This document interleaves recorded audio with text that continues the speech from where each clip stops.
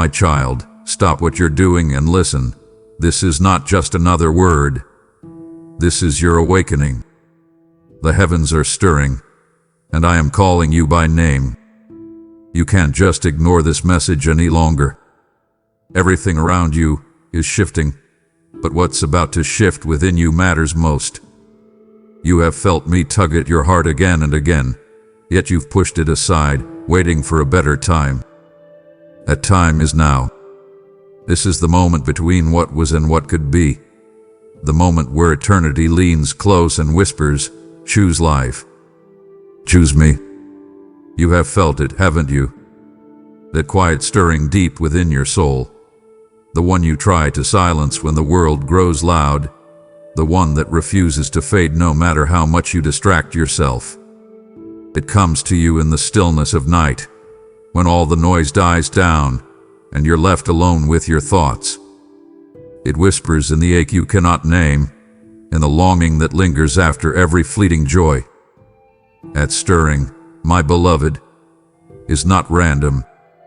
It is me, calling you, awakening something eternal within you that this world can never satisfy. You've mistaken it for anxiety, restlessness, or nostalgia for something lost.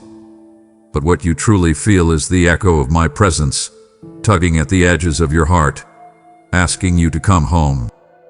I have been near you even when you thought I was distant. I have walked beside you through every chapter, unseen but ever present. When you felt the quiet emptiness, when your laughter ended and the silence fell heavy, that was the moment I leaned closer. You may not realize it, but your spirit recognizes me even when your mind forgets.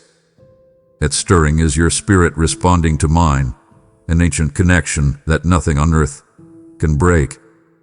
You were designed to feel me, to know me, to be filled by me. The ache you carry is not a sign of failure. It's a reminder of where you truly belong. You have tried to fill that space with many things: success, relationships, comfort, distraction. You've chased the next goal, the next thrill, the next promise of satisfaction. But each time, the feeling fades, doesn't it? You find yourself right back where you started, searching, wondering, aching for something more. That is because nothing created can fill the place meant for the Creator. I did not design you to live half alive, moving through days without purpose. I placed eternity within you, a seed of divine longing that cannot rest until it finds rest in me. That is why your heart keeps stirring, even when everything around you seems fine.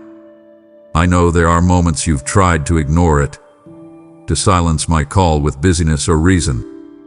You've told yourself, it's just my mind. It's just life. But child, you cannot silence what is divine within you. My spirit keeps speaking because I refuse to give up on you. You may think you've wandered too far, that I've stopped noticing, but I never stopped watching over you. Even in your rebellion, I have loved you. Even in your confusion, I have been guiding you. Every stirring, every moment of conviction, every unexpected tear, they are not coincidences. They are my fingerprints, gentle reminders that you are still mine.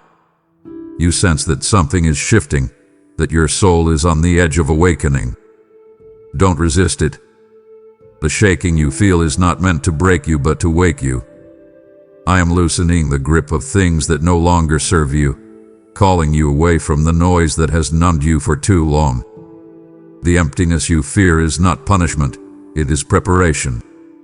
I am making room for new life, for a deeper intimacy with me, one that you have never known before.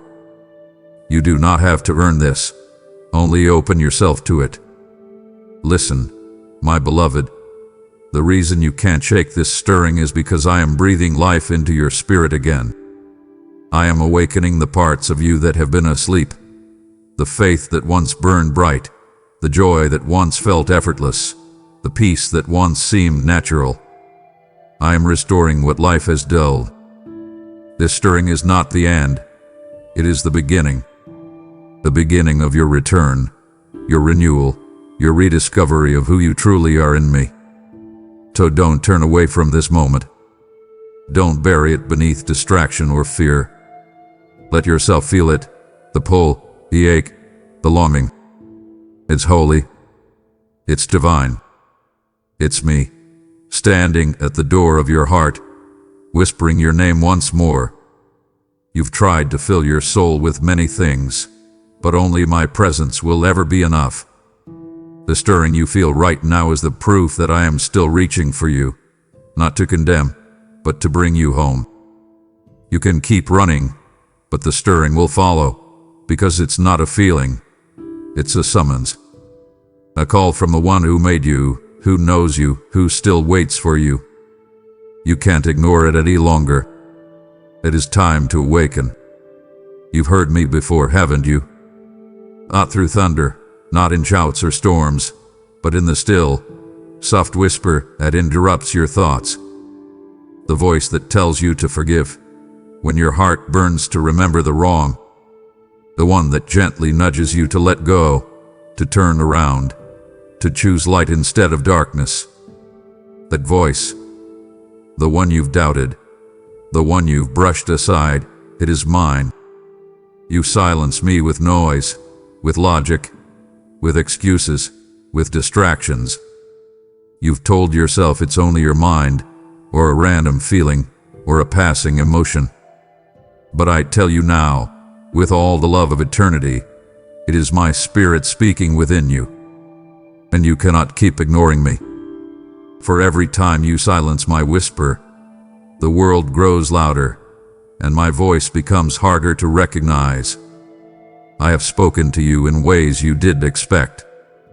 In that conversation that unsettled you.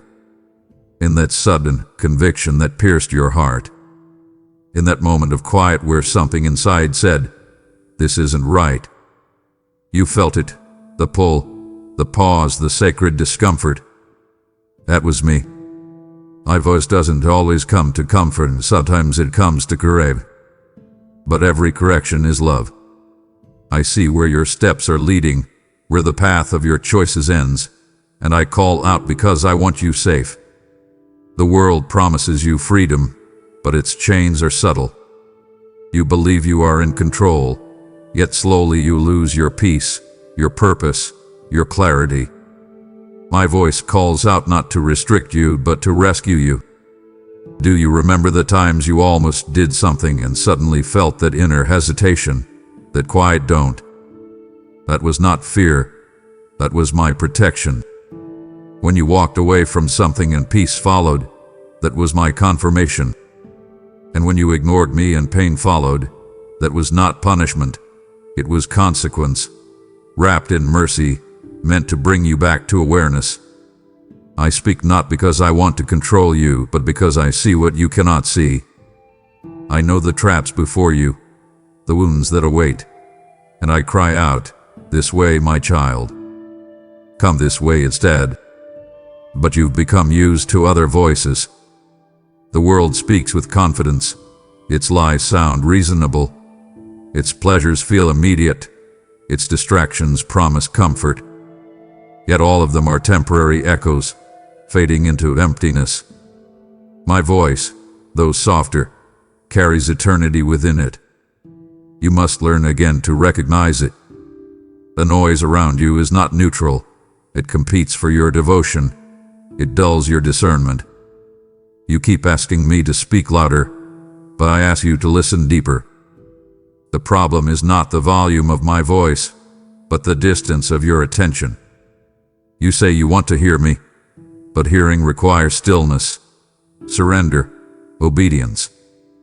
My words come alive not just in your ears but in your willingness. I am not silent, beloved. You are distracted. I speak through my word, through people I send, through moments that seem ordinary but are divinely orchestrated. Every day I am calling you closer, but you drown me out with busyness. You can't hear the music of heaven if your heart is tuned only to the noise of earth. If you only knew what would happen if you started listening again, how peace would return, how purpose would rise, how direction would become clear. My voice is not there to shame you. It is there to heal you, to bring you back to alignment with my will. You keep asking for signs, but I keep giving you whispers. You want lightning, but I give you conviction, because it's not spectacle that saves you. It's surrender. And you've run long enough. You cannot silence me forever. Even in your rebellion, I speak. Even when you run, my voice follows. It may grow quieter as your heart hardens, but it never stops reaching. I am patient, but I will not let you destroy yourself without warning. I will keep calling, again and again, until the noise of this world no longer satisfies you and you finally remember that inner voice, that sacred tug, that holy unrest. It was me all along. You keep telling yourself you'll come back to me later, when life slows down, when you're ready, when things make more sense. You whisper, someday, as though eternity will wait for your schedule. But hear me clearly. Later is not a promise. It's a lie the enemy whispers to keep you asleep. You think time is endless because the world tells you it is. But every second that passes is a gift borrowed from grace. The truth is, you do not own tomorrow. You only have this moment, right now, where my voice still calls and my mercy still waits. Do not mistake my patience for permission. You keep thinking you have time, but how much time have you already lost to hesitation? You've been living under the illusion that you'll change when you feel ready. But readiness is not a feeling. It's a decision. I have already placed everything within you needed to return. Yet you delay because the world has convinced you that there will always be another day. But every delay is a doorway for doubt. Every postponement gives fear more power. The more you say later, the harder it becomes to say yes. Because your heart grows used to postponing obedience, until even my whispers start to feel optional. I have seen the moments when you've almost turned back, when conviction burned strong and tears filled your eyes, and then life pulled you away again. The enemy fears your awakening, so he lulls you with comfort. He doesn't need to destroy you. He only needs to keep you distracted. You imagine you'll have a perfect moment, a clean slate, a convenient season. But revival doesn't wait for convenience. It begins in surrender, right in the middle of your chaos. Do not say later to the God who holds your breath in his hand. I have kept you alive through nights that should have broken you, through dangers you never even knew existed. You think you survived by chance, but every heartbeat was sustained by my mercy. How many more chances will you ask for before you realize that each one was a miracle? You say, I'll come to you when I fix myself. But child, you cannot fix what only I can heal. Come now, not perfect, but willing. I am not looking for polished hearts. I'm seeking surrendered ones. I know the fears that make you delay, the fear of failing again, the fear of letting go, the fear of what others might think. But listen, I am not calling you to perform. I am calling you to belong. The future you keep postponing depends on this moment of obedience. Do not trade eternal purpose for temporary comfort. Later has already stolen too much from you: joy, peace, time, opportunities that were meant for this season. You say you're waiting for a sign, but I am the sign, my presence, my word, my persistence. So I ask you again, with love that refuses to give up, when will you stop saying later? When will you finally trust me enough to say yes now? I am here, at this very moment, closer than your breath, knocking on the door of your heart. You can feel it, the tug, the ache, the urgency. That's not emotion, it's eternity calling. You cannot keep waiting for tomorrow when grace is standing before you today.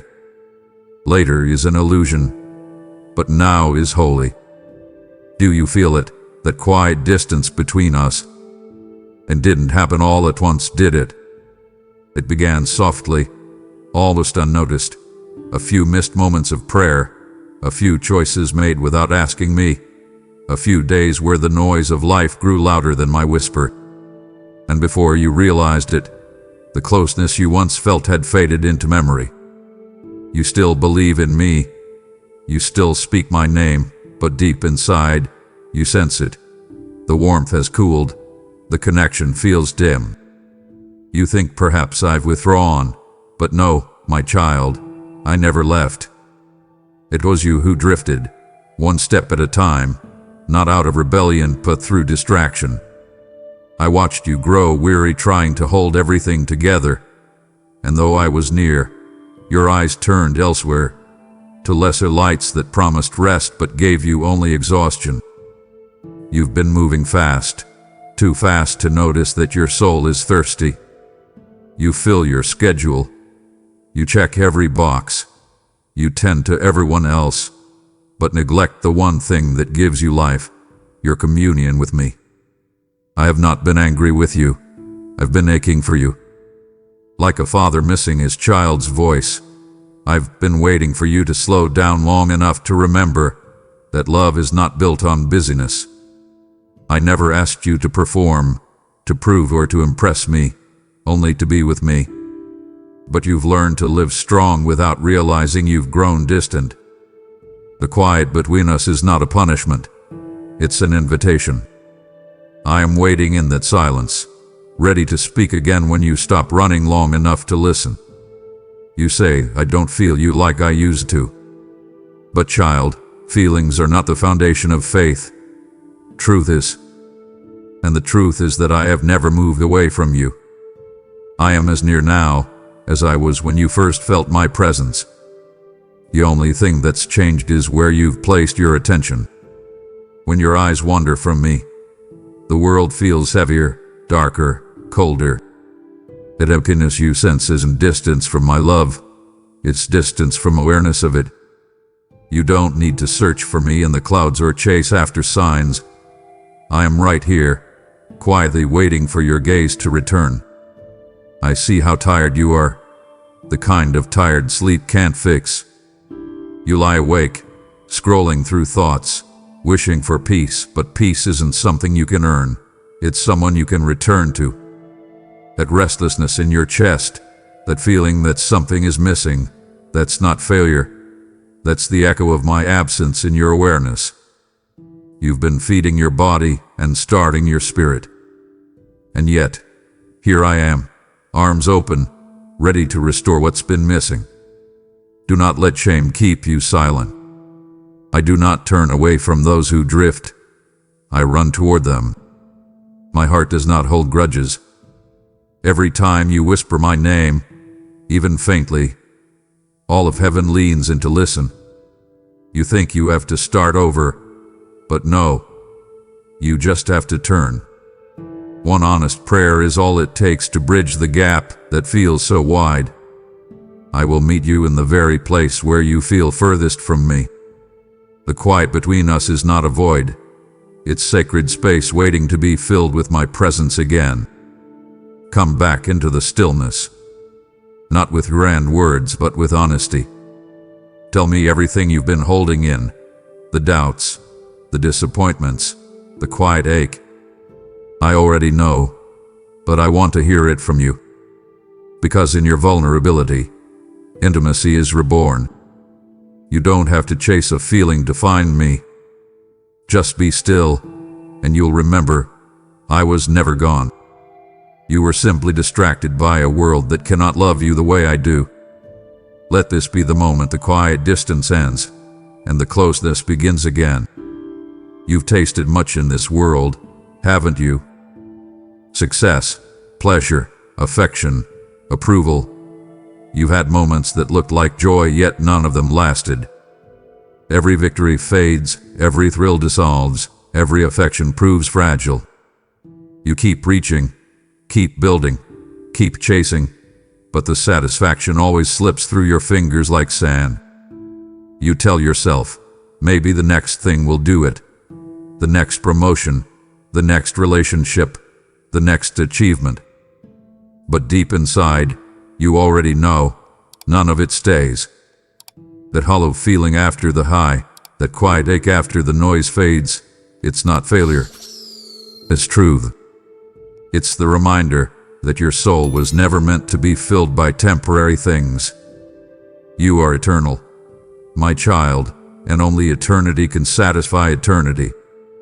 I watched as you built your dreams, poured your strength into success, and smiled for the world while your heart whispered, "There must be more." That whisper was not discontent. It was direction. It was my spirit saying, "Look higher." You sought meaning in things that were never meant to define you. The applause of others fades. Beauty changes. Possessions lose their shine. Even love from another human being, as precious as it is, cannot heal the inner emptiness that only I can touch. You weren't created to be full by things. You were created to be filled by me. Every hunger of your heart points back to me. When you crave purpose, you crave my will. When you crave peace, you crave my presence. When you crave love, you crave the one who is love itself. But the world keeps handing you substitutes, distractions wrapped in beauty, promises wrapped in pleasure. You take them because they are easier, more tangible, more immediate. But they always leave you emptier than before. I am not angry when you chase them. I am grieved because I know what they steal from you.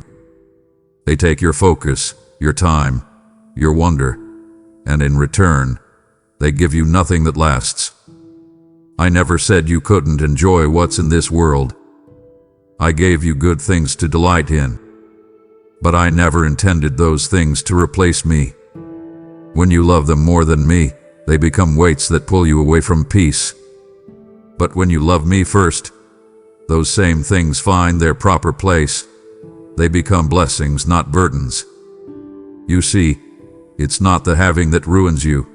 It's the hoping that they'll save you. Only I can save you. Only I can satisfy that place that aches when everything else falls silent. So come to me. Bring your empty places, your worn-out pursuits, your tired heart. I will fill you, not with fleeting emotion, but with the living water of my spirit, water that never runs dry. Drink from me, and you will never thirst again. The satisfaction you've been searching for was never in the things you could touch. It was in the presence that's been reaching for you all along. Let go of the illusion that more will make you whole. You already have everything you need, because you have me. You think your struggles are just bad days, hard seasons, or inner battles of emotion. But I tell you the truth, there is more happening than your eyes can see. There is a war, a real, unseen war, raging over your heart. Every day, light and darkness contend for the place of your affection, your trust, your worship. The enemy does not attack you because you are weak. He attacks you because you carry something powerful, my image, my purpose, my destiny. You are not ordinary. That is why the warfare feels relentless. He knows if you ever truly awaken to who you are in me, you will walk in authority that crushes his deception. So he fights you subtly, not with visible chains, but with whispers, the kind that sound like your own thoughts. You're not enough. You'll never change. You've run too far. He speaks lies wrapped in reason because if he can make you doubt your worth, he can steal your will to rise. You've wondered why peace sometimes feels like a battle to keep. It's because peace is the proof that I reign in your heart, and the enemy cannot stand that. When you rest in me, his influence weakens. So he wages war through distraction, fear, comparison, and shame, anything to pull your focus away from me.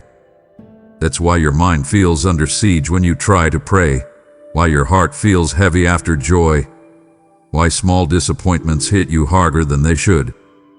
It's not just circumstance, it's strategy. But do not be afraid. I did not leave you defenseless. Every word of mine is a weapon. Every truth you believe breaks another lie. Every time you worship in the middle of your pain, darkness loses ground. You fight not by striving, but by standing. Standing in the victory I already won for you. When I died on the cross, I didn't just redeem your soul. I disarmed every spiritual power that sought to destroy you. The enemy still fights, but he fights from defeat. He cannot take what you refuse to surrender. You are not his victim. You are my warrior. And though the battle is unseen, it is not unfelt. I know the weariness you carry, the nights you lie awake fighting invisible heaviness, the mornings when your strength feels drained before the day begins. You are not crazy, child, you are in combat. But take courage, I am with you in the fight. Every prayer you whisper, every tear you shed, every still I believe you speak in faith, they echo through eternity and shake the foundations of darkness. I know it feels like too much sometimes, like peace is something you chase but never keep. But even when you can't see it, I am fighting for you. Angels stand guard over you. My spirit intercedes within you. My word surrounds you like armor. You are not losing. You are learning to fight from victory and stand up for it. The more the darkness presses, the brighter you will shine if you stand firm. Do not mistake warfare for abandonment. If you are under attack, it's because you are advancing. The enemy never bothers with those who pose no threat. So lift your head, my beloved. You are not powerless. Speak my promises out loud. Remember that you are not fighting alone. Heaven is on your side. I have already claimed you as mine, and no force in hell can reverse it. The unseen war is real, but so is my protection. And though the enemy fights for your heart, I already hold it in my hands. You belong to me, and no battle will ever change that.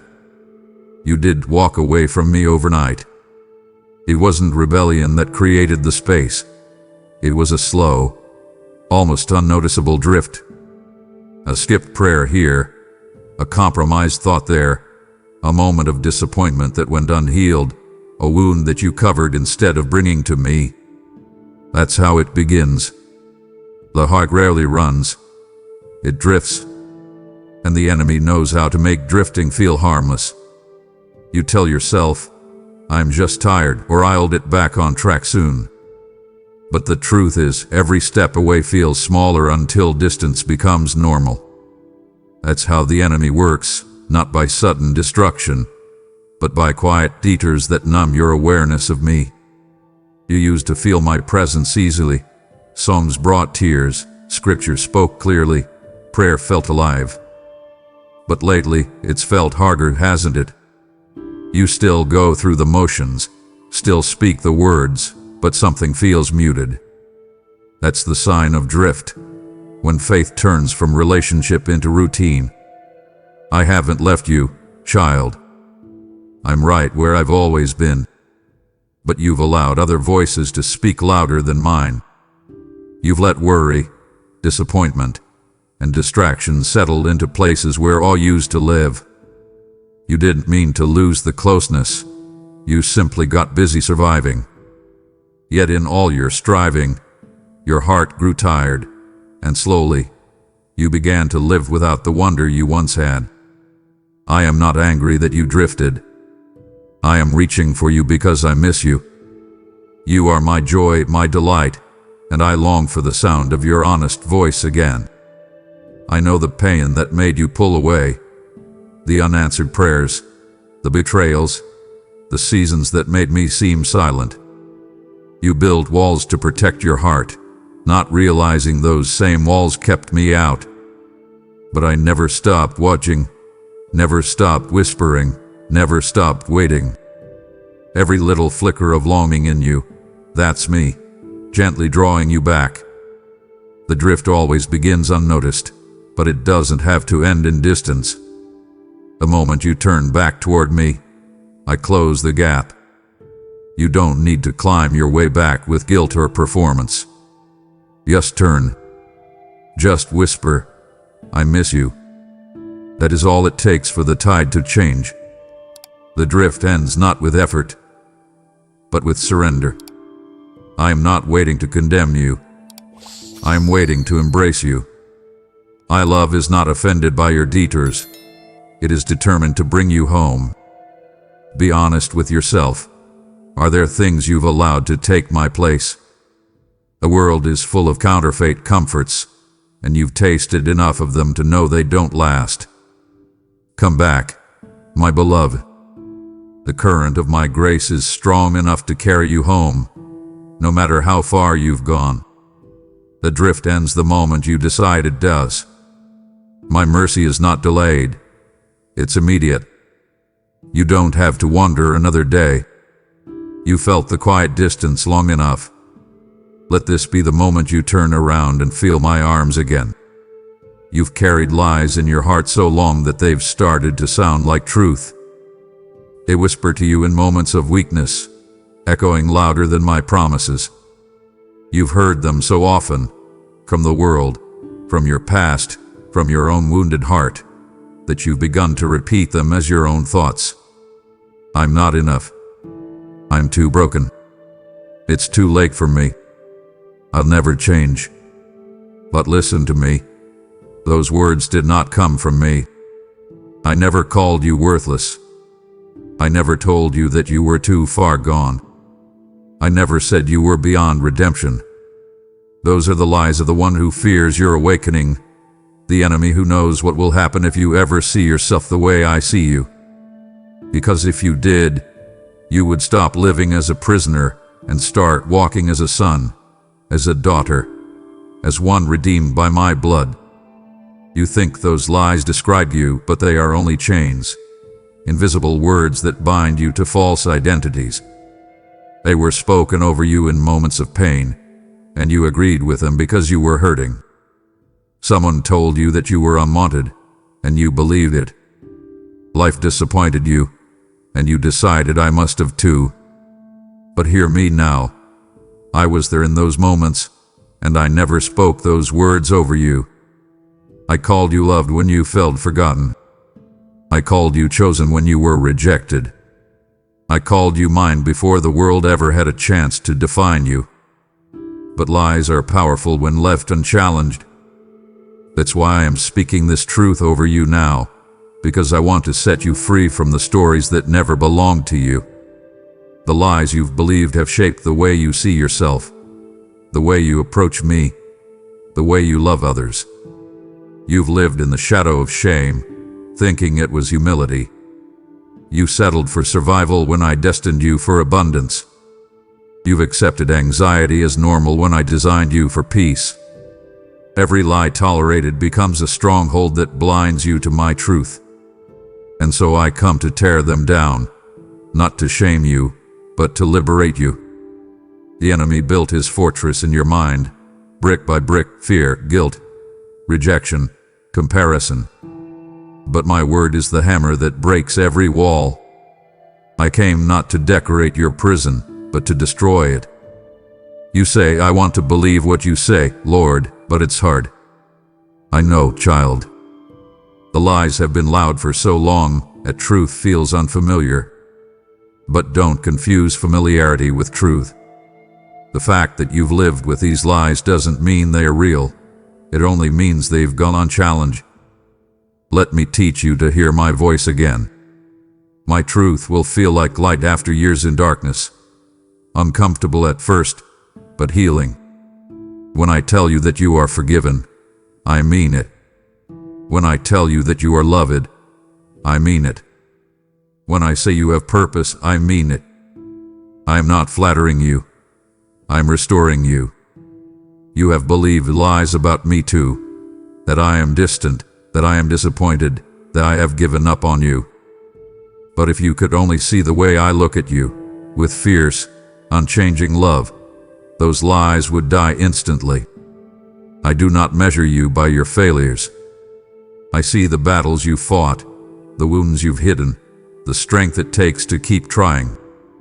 I see your heart even when you can't see your worth. I am not ashamed of you. I am proud of the journey you are still on. And I am committed to finishing what I began in you. So today, let this truth settle deep. You are not who the lies say you are. You are who I say you are, beloved, chosen, redeemed, forgiven, destined. Every word I have spoken over you carries eternal authority. My truth is stronger than your history. My grace is greater than your shame. My love is louder than every lie. And the moment you believe me over them, the chains start to fall. There's a restlessness inside you that you can't explain, a quiet unease that follows you through every season. You've tried to outrun it, to silence it, to fill it with distraction, but it remains. It shows up in your busiest moments and your quietest nights. You feel it when you achieve everything you thought you wanted, yet still feel something missing. That restlessness is not failure, my child. It's a divine signal. It's your spirit remembering that it was made for more. It's the echo of eternity within you, reminding you that no matter how much this world offers, your heart will always long for me. You were created for fellowship with your Creator, and every longing, every ache, every desire you've ever felt, beneath it all, it's me you've been searching for. I see how hard you've tried to make the ache go away. You've buried yourself in work, in entertainment, in relationships, in accomplishments, hoping to find something that finally quiets the hunger. But every temporary satisfaction fades, doesn't it? You taste it, and for a moment it feels right, but then the emptiness returns, deeper than before. That's because your soul was never designed to be filled with fleeting things. You can decorate your life with blessings, but without my presence, even blessings lose their meaning. The restlessness inside you is not punishment, it's mercy. It's my spirit within you refusing to let you settle for less than what you were created for. You've mistaken your divine hunger for discontentment, but it's not that you're ungrateful. It's that your spirit knows there's more. You sense it when the noise fades, that quiet tug, that yearning for something beyond this world. You've tried to quiet it by staying busy, by numbing yourself with comfort, by convincing yourself that you should be happy with what you have. But child, that ache is sacred. It is proof that you belong to me. I placed that longing inside you so you would keep seeking me until you find peace that never fades. The world will call it restlessness, but I call it calling. If you only knew how close I am in your longing. When you sigh and whisper, "There must be more than this," I am already there, answering, "Yes, there is, and it's me." The things you chase will never compare to the intimacy I offer. You don't need to earn it. You only need to return to it. The restlessness within you will not leave until you rest in me. My peace is not the absence of desire, it's the fulfillment of it. I'm not asking you to stop longing. I'm asking you to direct your longing to the right place. Come, lay down the restless striving.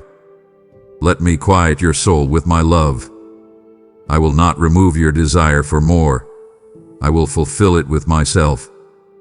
The ache you feel is your compass pointing you back home. You will keep wandering until you realize that your peace was never lost. It was waiting for your return. You've become good at hiding, haven't you? You wear your smile like armor, your confidence like a shield, your busyness like a disguise. You've learned how to look strong, how to sound fine, how to keep the world from seeing the ache inside. But I see through it all, my child. I see the weariness behind your eyes, the heaviness behind your laughter, the quiet battles no one else knows you fight. You've built these layers over time, piece by piece, thinking they would protect you from judgment, from disappointment, from pain. But the truth is, the mask that was meant to protect you has started to imprison you. You've become afraid to be seen for who you really are, even by me. Yet I was never fooled by the mask. I know the real you, not the version you show, but the one who cries in the dark, the one who wonders if anyone truly sees, the one who silently hopes someone will look past the surface and still choose to stay. I have always chosen you. I know what you hide. You've been wounded by people who said they loved you but left when you showed weakness. You've been misunderstood, misjudged, mishandled. You've learned to survive by appearing fine. But my love isn't like theirs. I don't draw near to your perfection. I draw near to your honesty. You think I love the strong version of you, but I love the one behind the mask, the fragile, flawed, unfinished one. That's the you I died for. That's the you I'm calling to come out of hiding. Because you cannot heal what you refuse to reveal. You keep praying for peace, but peace cannot enter a heart that's locked behind pretenses. I am knocking at the door, not of your image, but of your true heart. The one that's afraid. The one that still aches. The one that still hopes. You've been pretending for so long that even you have started to believe the act. You measure your worth by how well you appear to be doing, how productive, how spiritual, how composed you seem. But that's not faith, child. That's fear wearing faith's clothing. True faith is not pretending everything is okay. It's trusting me when it's not. I never asked you to perform for me, only to be with me. You cannot impress me into loving you more, nor disappoint me into loving you less. My love is constant, not conditioned by your behavior, but anchored in my nature. Do you know what breaks my heart? When you stand before me and still feel like you have to fake it, as though I don't already know your every thought, every scar, every secret.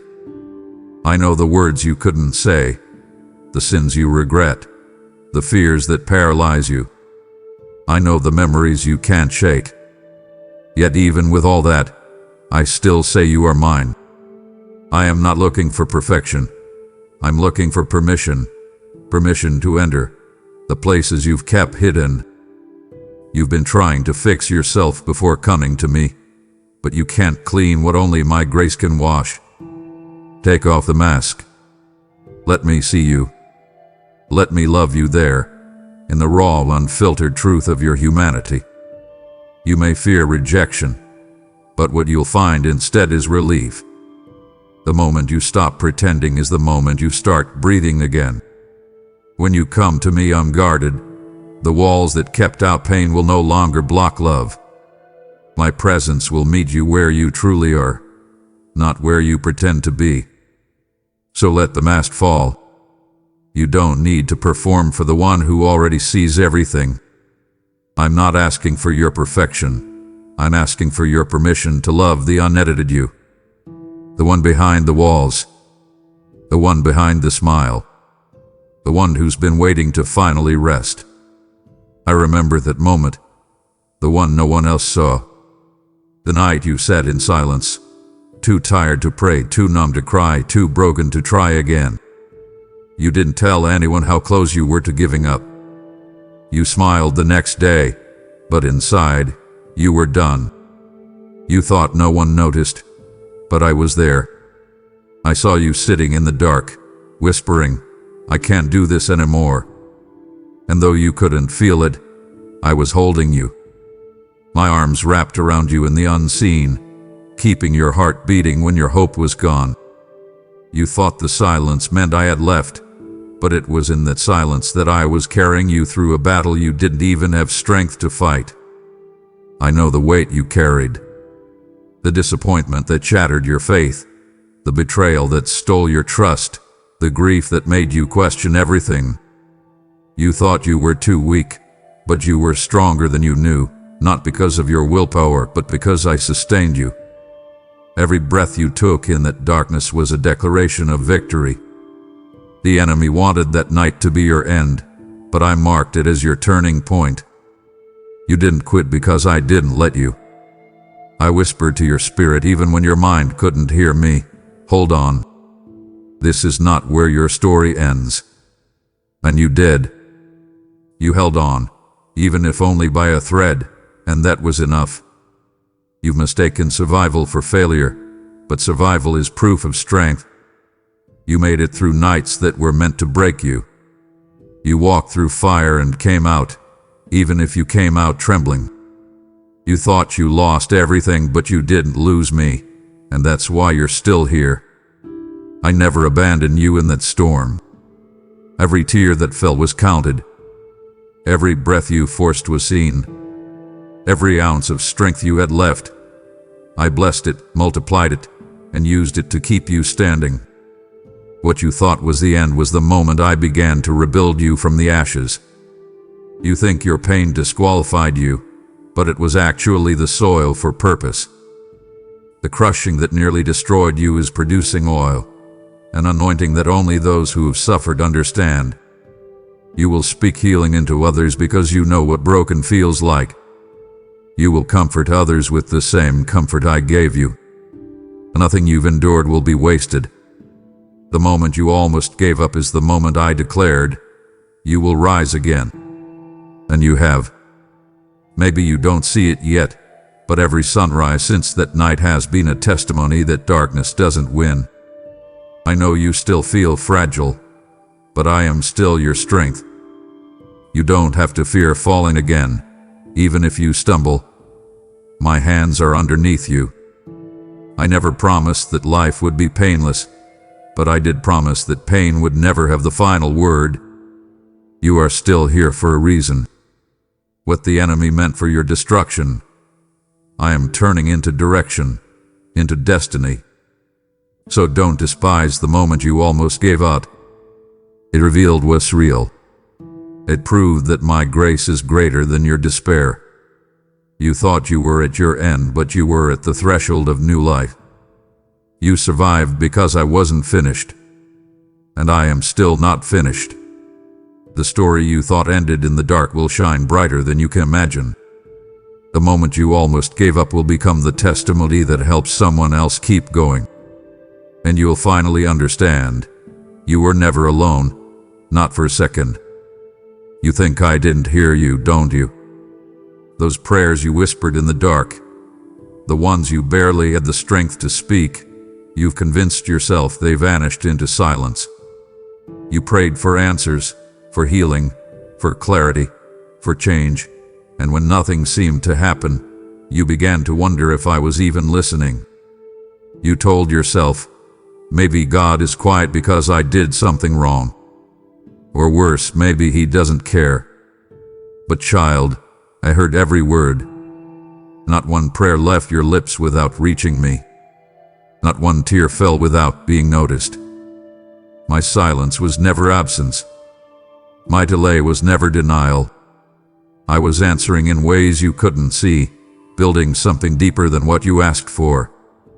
You prayed for a door to open, but I knew the one you wanted led to disappointment, so I kept it shut. You prayed for me to remove the pain, but I was using the pain to grow something eternal within you. Strength, compassion, wisdom.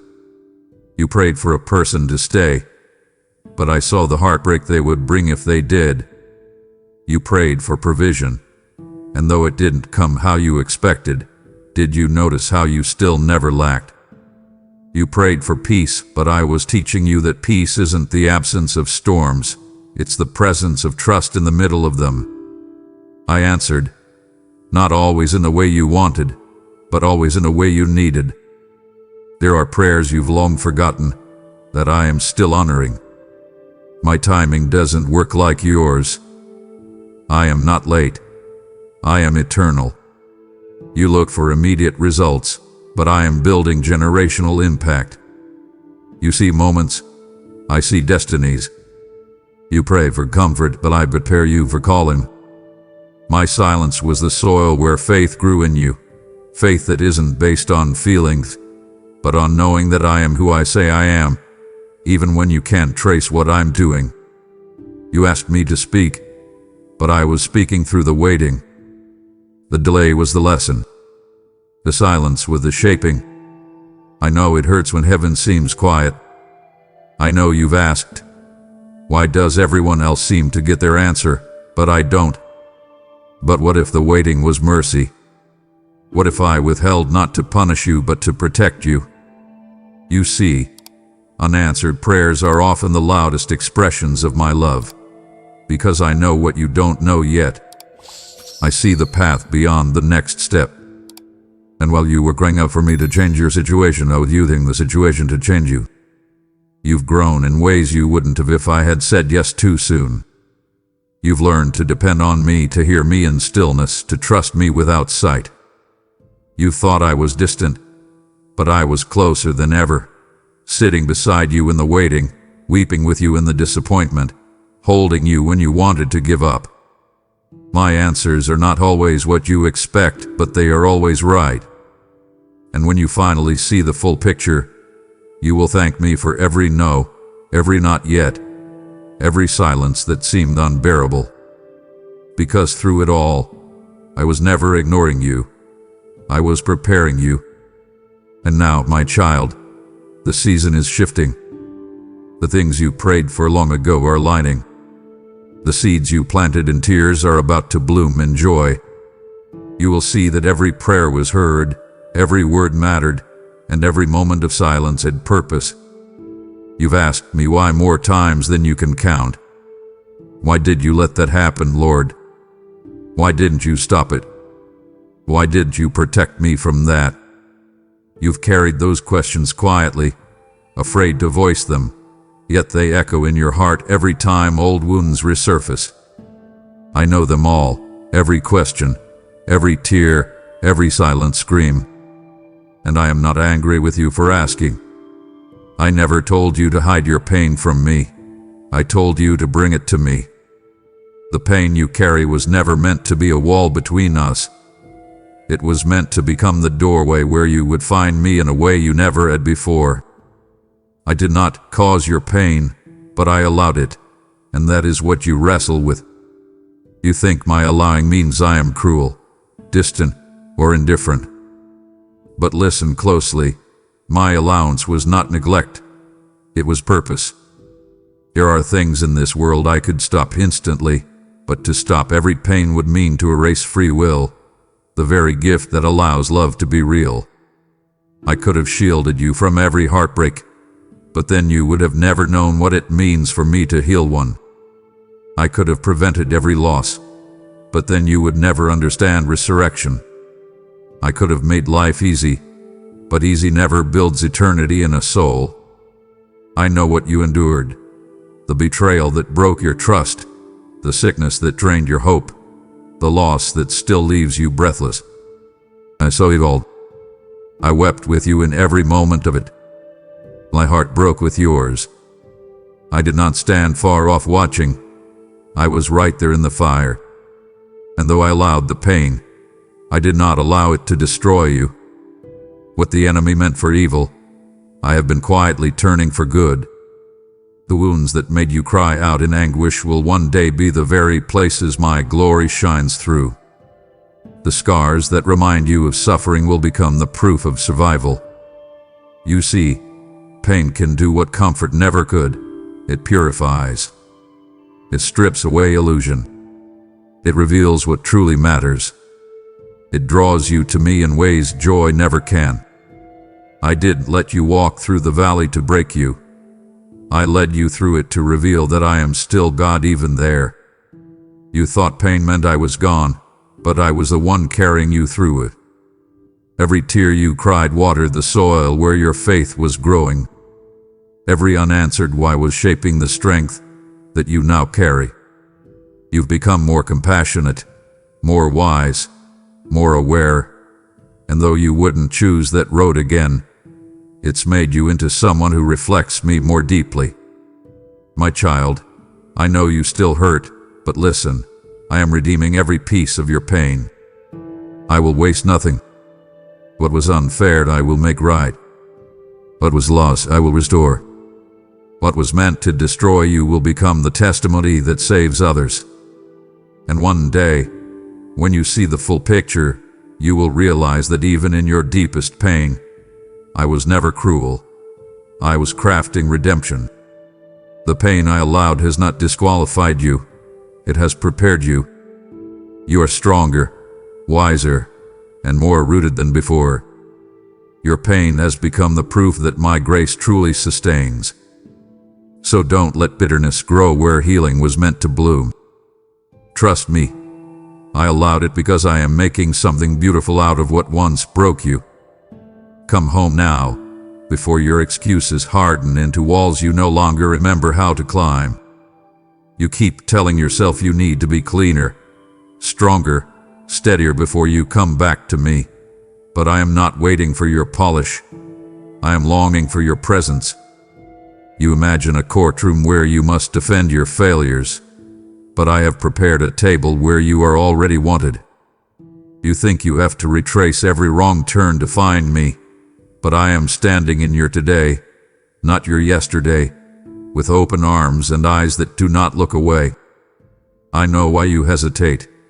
Shame whispers that you are disqualified. Pride whispers that you can fix yourself. Fear whispers that I will bring up everything you are trying to forget. But my voice is not like the others. It is the voice that calls you by name without adding an accusation. The voice that sings over you when you're too tired to pray. The voice that has followed you into every hiding place and quietly lit the way out. You don't have to perform a ceremony to return. You only have to turn. Turn your face, your attention, your weary heart toward me, and you will find that the distance between us collapses in an instant. I am not counting how far you wandered. I am celebrating that you are coming home. Bring me the tangled thoughts, the questions with no neat answers, the habits that still pull at you, the memories that still sting. Bring me the parts of you you're sure will make me flinch. I will not. I bore your wounds before you had names for them, and I carried your guilt before you ever felt its weight. I am not here to parade your sins. I am here to parade my mercy. Let me wash your feet from the dust of the roads you chose without me. Let me place my robe around your shoulders and remind you that you are not a servant hired on probation. You are my child restored by promise. You say, but what if I fail again? Then I will meet you again. You say, what if I don't know how to pray anymore? Then breathe, and let your breath be your prayer, and I will count it as worship. You say, what will change if I return? Everything that matters. Your center, your peace, your direction, your ability to love and be loved without bargaining. I will teach you how to live near to me in ordinary hours, how to find me in the dishes, the deadlines, the commutes, the conversations, how to build altars out of moments and not merely out of monuments. I will reorder what feels chaotic inside you, not by snapping my fingers at your circumstances, but by enthroning my presence in your heart, so that even storms cannot evict your peace. Do not wait for perfect conditions. Revival begins in motion, not in mastery. The door is open, the light is on, the meal is warm. I have not changed my mind about you. I have not revised your calling or amended your name. Your return does not embarrass me. It delights me. I am not interested in rehearsing your failures. I am invested in releasing your future. So come, limping or leaping, whispering or weeping, courageous or afraid. Come as you are, because as you are is where I meet you, and where I meet you is where new life begins. Look at me again, not at the memory you keep tucked like a faded photograph, but at the living reality of love stretched wide for you on the cross you've learned to pass by too quickly. You have turned the place of your rescue into a symbol you respect instead of a power you receive, a story you remember instead of a well you drink from. You carry guilt as though I did not carry it first. You rehearse shame as though I did not bury it already. You try to pay with penance what I paid with blood. Child, the cross is not a relic. It is the doorway through which grace keeps pouring, the altar where every accusation against you lost its voice, the battlefield where your enemy's weapons turned to dust. When I said, "It is finished," I was not offering poetry. I was signing the end of the debt you could never pay and the end of the distance you could never cross on your own. You forget because pain shouts louder than mercy, because the world measures worth by performance, because your own memory catalogs what you regret more faithfully than it remembers what I redeemed. So come stand here again, close enough to hear the mercy in the nails, close enough to feel the judgment you fear fall harmlessly to the ground, absorbed by love that refused to step down. See my body given for you. This is how far I will go to have you. See my blood poured out. This is how thoroughly I cleanse what you cannot. See the thief welcomed, the mockers forgiven, the mother comforted, the soldier awakened. This is the kingdom, an upside-down mercy that gathers the unworthy and calls them mine. You say, but I still struggle. The cross does not deny your struggle. It dethrones its authority. You say, but I still feel unclean. The cross is not a feeling. It is a fact that stands when feelings fail. You say, but I keep failing. The cross has a future attached to it, resurrection, so that failure cannot be your ending when my empty tomb is your beginning. Do not try to add to what is complete. Do not try to polish what is already perfect. Receive. That is the scandal and the simplicity of salvation. You bring your need. I bring my nail-scarred sufficiency. You bring your sin. I bring my righteousness. You bring your death. I bring my life. And this is not a transaction you visit once. It is a fountain you return to daily, where pride dissolves into gratitude and fear dissolves into trust. Let the cross reframe your story, your past no longer a chain, but a testimony, your present no longer a trial but a table of grace, your future no longer a guess, but a promise anchored in my finished work.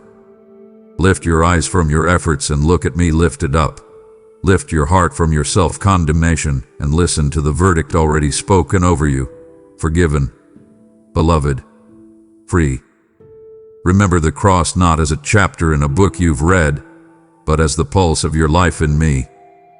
Come and touch the wood with your prayer, wash your memory in the blood that still speaks better things, and walk away lighter than you arrived, because what you could not carry anymore I have already carried to the end. You walk through life thinking you are free, but you feel it, don't you? The invisible weight that never fully lifts, the subtle resistance inside you when you try to move forward. You tell yourself it's just stress or habit, but it is more than that. It's the unseen chains of fear, guilt, pride, and shame that have quietly wrapped around your spirit. They are not metal. They are made of memories, of words spoken over you that you believe it, of choices that built patterns you now call just who I am. You've learned to live within their limits, to call the prison comfortable, to decorate the cell so it feels like home. But I came to break what you cannot even name. I came not to improve your chains, but to shatter them, not to make you function within your bondage, but to show you what real freedom feels like. You pray for relief while clutching the very locks that hold you, afraid of who you will be without them. But freedom doesn't erase your identity. It restores it. You were never meant to live half alive, carrying invisible burdens. I am not pointing out your captivity to shame you. I am exposing it so you can finally breathe. The chains don't just hold you. They silence you, convince you to keep quiet about what hurts, persuade you that you're fine when you're fractured. Yet I see the moments when you almost speak, almost confess, almost surrender. The trembling before honesty is the sound of iron beginning to crack. You think freedom will come when life changes, but freedom begins the moment you admit you're not as free as you pretend. I am not asking you to break yourself out. I'm asking you to let me in. I have already carried the keys, my blood, my word, my spirit. When you choose to forgive the ones who wounded you, a shackle falls. When you confess the secret sin that keeps you bound, another breaks. When you stop trying to prove your worth and simply receive mine, The final lock gives way. And though you will feel exposed at first, soon you will realize exposure is not vulnerability. It is resurrection. You will discover that the weight you thought was normal was never part of you at all. My child, freedom will cost you your pretenses, but it will give you your peace. Let me touch the places you've kept hidden, the habits you excuse, the fears you justify. You cannot heal what you hide. You cannot conquer what you refuse to confront. But if you will let me walk into the inner prison of your heart, you will watch the doors fly open one by one. The chains you don't see are no match for the power you can't yet imagine, the power of my spirit alive in you. So stop adjusting to the weight. Start trusting the one who breaks it. You were made to walk in light, unbound, unashamed, utterly mine. You keep holding on, don't you? Gripping what hurts, clinging to what's familiar, afraid that if you open your hands, you'll lose yourself. You tell yourself, I can handle it a little longer, but I see how your heart strains under the weight of what was never meant to stay. You cling to people I've asked you to release, seasons I've already completed, habits that once helped you survive but now only keep you stuck. Letting go feels like death because you can't yet see the resurrection on the other side. But I am calling you to trust me with what you cannot control. Every time you say, I can't let it go, what you mean is, I don't trust that you'll catch me when I do. Yet I will. I always have. Look back. Every time something left your life that you thought would end you, I sustained you. Every time you lost what you loved, I gave you what you needed. I never take to punish. I prune to make room for more life. The branch that refuses pruning eventually breaks under its own weight. So when I whisper, release it, I am not being cruel. I am protecting you from collapse. You think holding on gives you control, but control is just fear dressed up as strength. Real strength is surrender. It is opening your hands and saying, even if it hurts, I trust you more than I trust what I'm clinging to. Letting go is not abandoning love. It is choosing obedience over attachment. It is believing that I am big enough to redeem what you release and to restore what was truly meant for you. You fear the emptiness that follows release, but that space is where new life breathes in. You can't receive tomorrow's blessing with yesterday's grip. I know it's hard to watch some things fade, to watch doors close, to say goodbye to what once felt like destiny. But some doors must close so you stop pacing the hallway and start walking toward purpose. Some relationships must end because they keep you orbiting pain instead of stepping into healing. Some dreams must die because they were too small for who you're becoming. I am not taking, I am transforming. I am not emptying you to leave you barren. I am clearing space so I can fill you with what truly satisfies. So my beloved, loosen your hands. Whisper the hard words, it is yours, Lord. Let me prove that nothing you surrender to me is ever truly lost. It is only planted. And everything planted in faith blooms in time. The call to let go is not the end of your story. It's the beginning of your freedom. You keep asking me for peace while fighting to stay in control.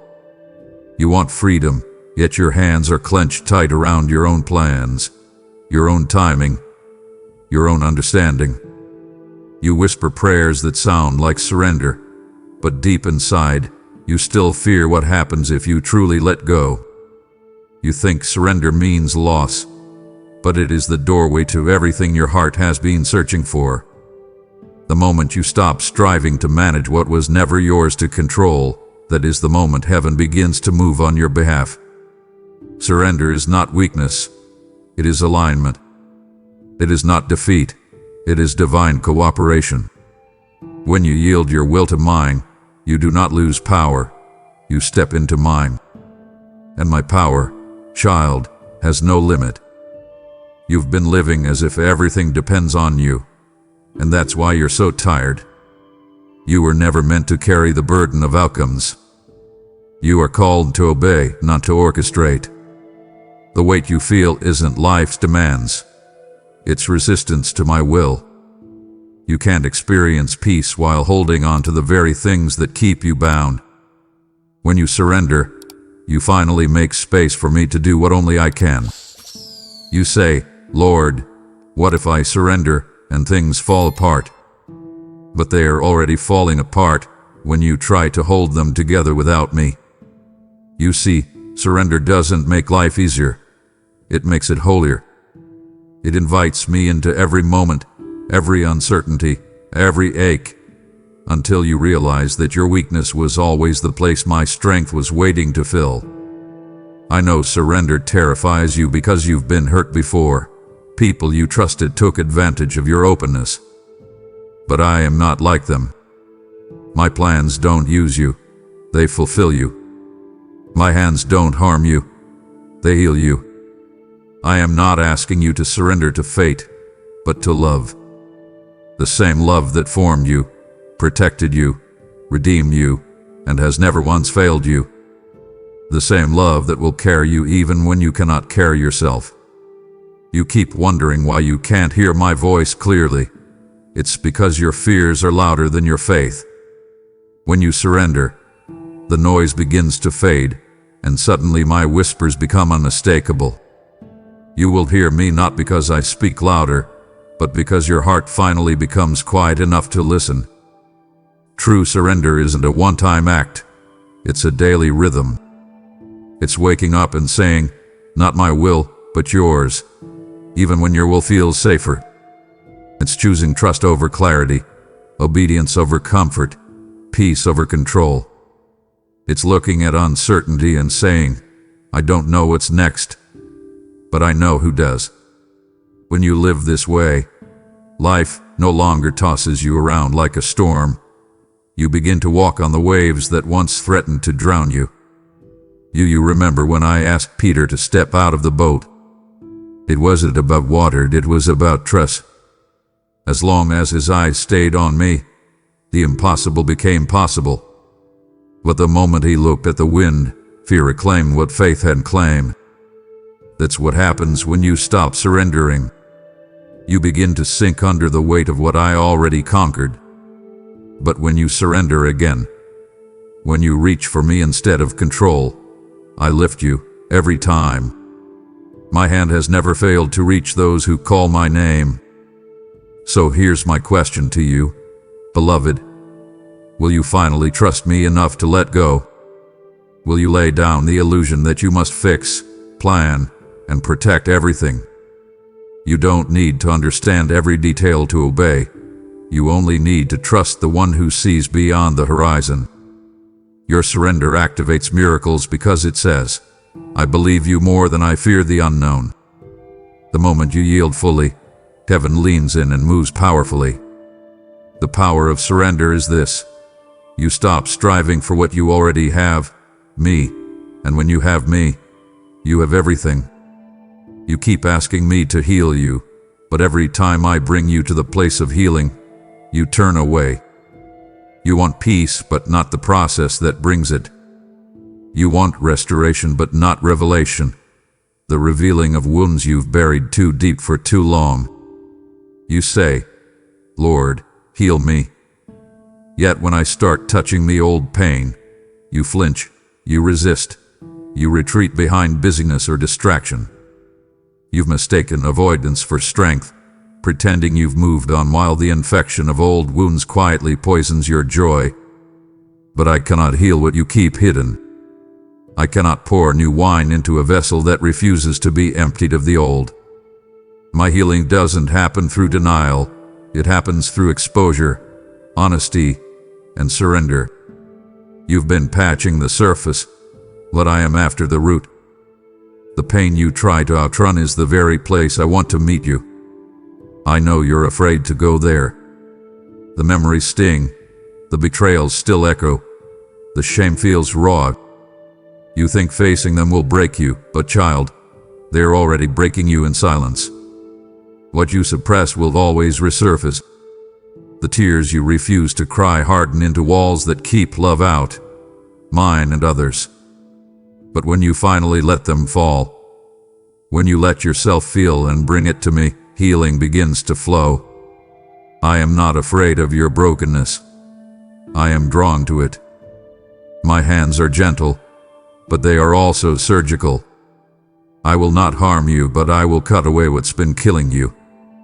I will remove the infection of bitterness, the scar tissue of shame, the splinters of unforgiveness.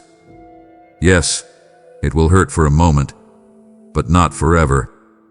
The pain of my touch is never destructive, it is redemptive. You've been telling yourself time will heal, but time only dulls. Truth heals. And I am the truth. Healing begins not when time passes, but when my presence enters. I will sit with you in every memory you've tried to forget. I will rewrite your story with grace where trauma wrote fear. You've been carrying identities that were never yours. Victim, failure, unworthy. And I am here to remove those labels and call you by your true name, whole. But you must come honestly. Stop pretending you're okay when you're bleeding inside. Stop managing the wound when I'm offering to close it completely. Stop numbing the ache with temporary comfort when I'm offering eternal peace. I will not force you to be healed, but I will keep inviting you until you say yes. Because your healing is not just about you. It's about every person your life will touch. The healed version of you will love deeper, forgive easier, speak bolder, live freer.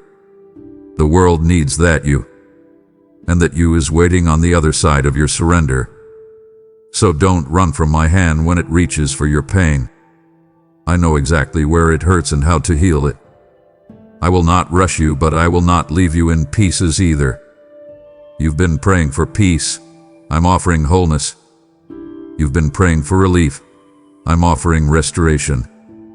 You've been asking for me to take away the pain, but I'm inviting you to bring it to me instead. So let's begin again, right here.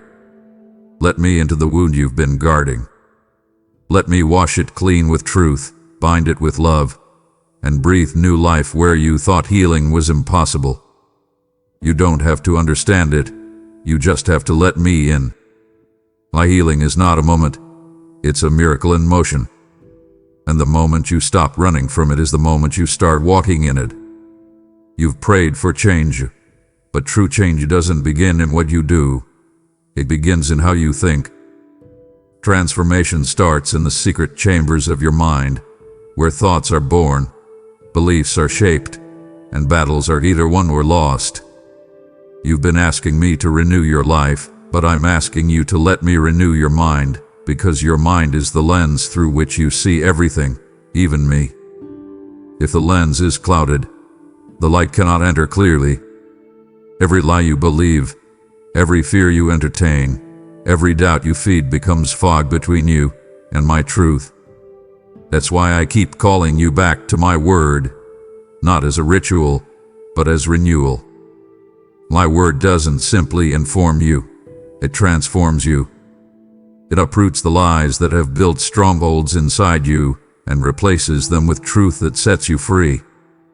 But you must let it in. You cannot cling to worldly thinking and expect heavenly peace. You cannot keep feeding your mind with fear, cynicism, and self-pity, then wonder why your spirit feels heavy. What you meditate on, you magnify. And what you magnify, you eventually manifest. You live in a world that bombards you with noise, opinions, comparisons, distractions, and slowly, almost silently, they shape the patterns of your mind.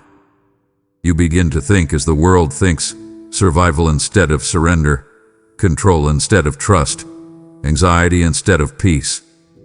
But I have given you the power to be different, to renew your mind daily, to let my spirit rewrite your thought patterns until they align with truth. Renewal is not a one-time event. It is a daily exchange. Your thoughts for mine, your reasoning for my revelation. The more you yield your mind to me, the more freedom you'll experience. You cannot live in victory with a defeated mindset. You cannot walk in peace while meditating on fear. My spirit inside you is constantly whispering truth, but you must choose to listen. Every thought that enters your mind is either a seed of life or a seed of death, and I have given you the authority to choose which grows. Stop replaying the old tapes that shame recorded. Stop rehearsing the conversations that broke your spirit. Stop letting the enemy narrate your story with words I never spoke. When I say you are forgiven, you must silence every voice that says you're not.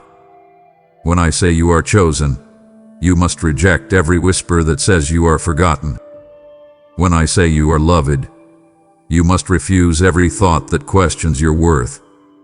This is what renewal looks like, not just believing my word once, but training your mind to believe it again and again until truth becomes your default and lies lose their grip. Renewal doesn't erase your past, it redefines it. It teaches you to see your scars not as symbols of shame, but as proof of survival, as evidence of grace. I know it's hard. The old thoughts feel familiar, the new ones feel foreign. But if you persist, if you keep choosing truth over fear, faith over doubt, hope over despair, you will begin to feel the shift. Peace will stop being a visitor and start becoming your home. You will begin to think like heaven even while walking on earth. That's when you'll notice the real transformation. The same battles won't shake you. The same lies won't bind you. The same darkness won't define you. Because when your mind is renewed, your life begins to follow. So let me in. Let me wash your thoughts clean with truth that endures. Don't just ask me for a new season. Ask me for a new mind. For when your thinking changes, everything changes. You think the fire has gone out, but it hasn't. It's just hidden beneath the ashes of exhaustion, disappointment, and doubt. The flame I placed in you when you first believe is still there, still alive, still waiting to breathe again. You remember, don't you? The days when faith felt effortless, when my presence was tangible, when worship came naturally, when your heart burned for me with simplicity and joy.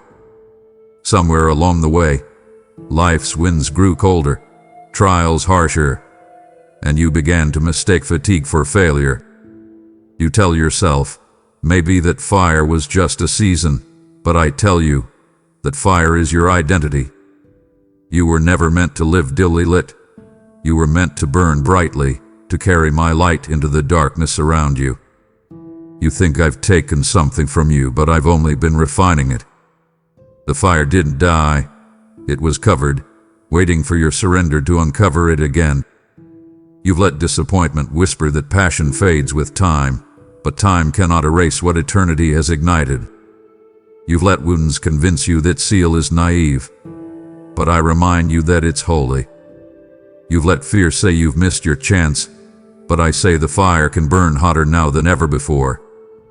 The world around you needs that light. It's desperate for it, and I've chosen you to carry it again. But to rekindle the flame, you must bring me the ashes. Bring me your weariness, your confusion, your spiritual numbness. Bring me the moments you've called failure and watch me use them as kindling. I do not despise small embers. I breathe on them until they roar with power again. My spirit is wind, and where my wind blows, no flame stays small for long. You say, but Lord, I don't feel you like I used to. That's because you've confused feeling with fire. Fire doesn't always dance wildly. Sometimes it burns quietly, steadily, deep within. The warmth you crave hasn't left you. It's waiting to rise when you open your heart again. The enemy wants you to believe your passion was lost, because a believer without fire is harmless. But I'm telling you, your fire is not gone. It's about to reignite. I am stirring your spirit even now. The things that used to stir your faith will begin to draw you again. The sound of worship, the whisper of my word, the quiet moments in prayer. It will not feel forced this time. they will feel like coming home. You see, the flame was never about your strength. It was about your surrender. It was never about keeping it burning by your own effort, but by your willingness to stay close to me. When you drift, the flame dims, not because I take it, but because distance always cools passion. Come close again. Let my presence thaw the frost of indifference. Let me remind you of what it feels like to burn again, not with striving but with love. The world doesn't need more perfection. It needs more people whose hearts are on fire with mine. And that's who you are. So lift your eyes from the ashes. The ember still blows. My breath is upon it. My spirit is within you. The flame that you thought was gone is about to blaze again, stronger, purer, steadier. I am not finished with you. You will burn again, and this time, the fire will not flicker in fear but shine in faith. You are the light I set upon the hill, the warmth I placed in the cold. The flame still burns, beloved, and I am breathing on it now. You can feel it, can't you?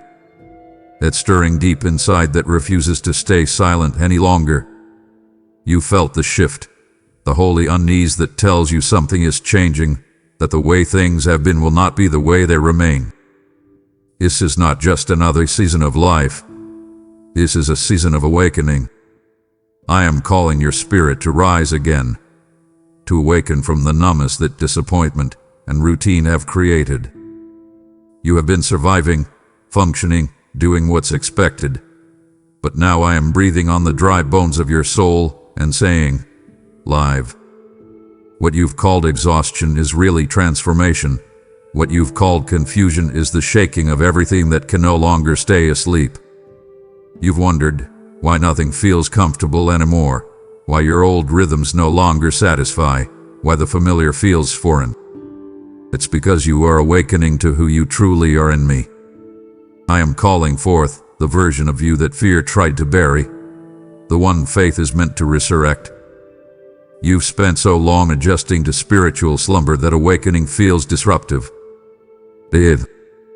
I disrupt to rebuild. I unsettle to awaken. You prayed for me to draw closer, but my presence never enters gently. It shakes foundations, tears down false security, exposes illusions, and then builds something unshakable. You've asked me for revival, but revival begins with disruption. The things that once felt stable are shifting because I am removing what can't hold the weight of your next season. I am pulling you away from shallow faith into a deeper encounter, one that isn't built on comfort but on communion. Don't resist it. Don't label this shaking as punishment.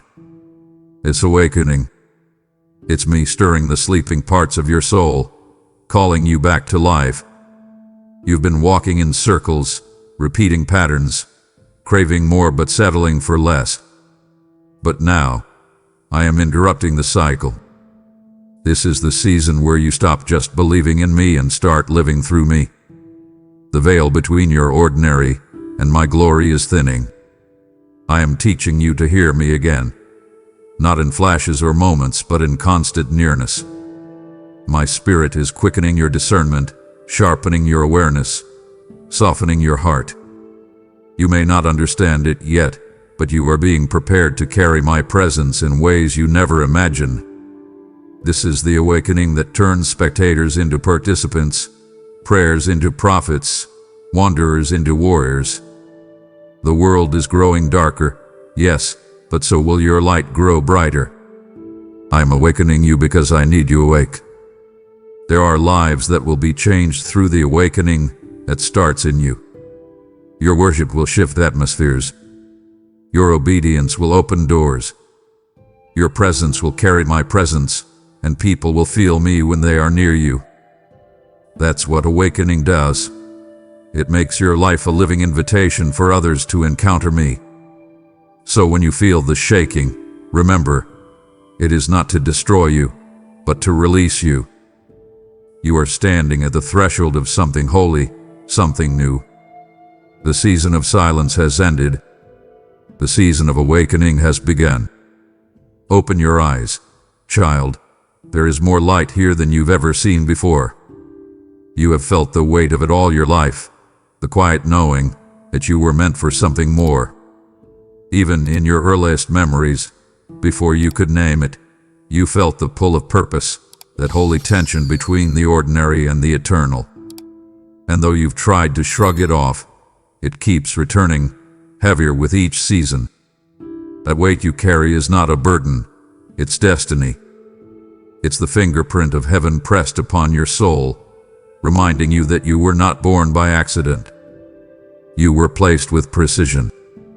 Every gift I've placed inside you, every storm you survived, every closed door and divine delay, it has all been preparation for this. You've seen others run ahead. You've compared your path to theirs, wondering why yours feels slower, harder, quieter. But destiny is not a race. It's a revelation.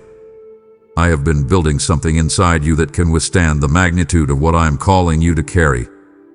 If I had given you the platform before I built the foundation, the blessing would have crushed you. But now, the weight you feel is not punishment.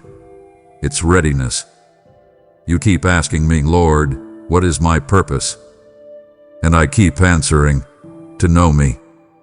Because every true purpose flows from that place. Destiny is not about doing something great. It's about becoming someone faithful. When you know me, you will naturally walk in the purpose I designed for you. But here's what few understand. Destiny always carries weight. The higher the calling, the deeper the refining. You cannot carry divine assignments with unbroken character. That's why the process has felt so long, why the pruning has been so painful, because I have been shaping you into someone who can steward glory without letting it destroy you. You've prayed for influence, and I've been giving you integrity. You've asked for power, and I've been teaching you humility. You've wanted speed, and I've been forming substance. Every delay has been deliberate, every trial, a teacher. You think destiny is about what you'll do, but it's really about who you're becoming. You are my vessel, crafted uniquely for a purpose that fits no one else. Your pain was not wasted. Your story is not random. Even your detours are part of the design. The places where you thought you failed were really places where I was fortifying you. The people who left made room for the ones who will walk with you. The dreams that died will be reborn, stronger, purified, eternal. I have seen the weight you carry, the responsibility, the vision, the longing, and I say to you now, it's not too heavy when you carry it with me. Stop trying to bear destiny alone. Yoke yourself to me, and the burden becomes light. You don't have to have it all figured out. You just have to walk with me one obedient step at a time. You were never meant to live aimlessly. You were meant to walk in divine assignment, to release heaven's will on earth, to carry light into darkness, to speak life where death once reigned. That's why you can't ignore this calling. It will always whisper, always pull, always remind you that you were made for more. And when the time is right, what I've prepared in private will be revealed in power. The weight you feel is not crushing you, it's crowning you. Destiny is settling on your shoulders, and I am saying, rise, my chosen one. It's time. You felt my voice before, the gentle tug in your conscience, the whisper in your spirit that says, this isn't the way. You've known it, even if you've tried to reason it away. You feel it when I call you to forgive, but you cling to your anger. You hear it when I nudge you toward obedience, but you choose what feels safer. You sense it when I tell you to step away from what drains your soul, yet you linger because the comfort of familiarity seems easier than the risk of faith. But hear me now, beloved. The cost of ignoring my voice is always higher than the price of obedience. When you silence the voice that was sent to protect you, you open the door to everything that was meant to destroy you. Every time you say later, your heart grows quieter toward me, and the noise of the world grows louder. You wonder why it's harder to feel me now, why the peace that once came easily feels distant. It's not because I've stopped speaking, it's because you've stopped listening. My voice doesn't just guide, it guards. Every instruction I give is an atom of every condition of a protection. You think I'm trying to take something from you, I speak, but I'm trying to save something within you, your purity, your purpose, your peace. The enemy's greatest deception is to make you believe that my voice is optional, that obedience can wait, that compromise won't cost you much. But look closely, child. Every delay has a price. Every time you turn away from my prompting, you lose a piece of your clarity, a measure of your peace, a degree of your strength. Slowly, subtly, your spirit grows numb. The danger of ignoring my voice is not that I will stop loving you. I never will. It's that you will stop recognizing that love. When your heart grows accustomed to disobedience, sin stops feeling dangerous and starts feeling normal.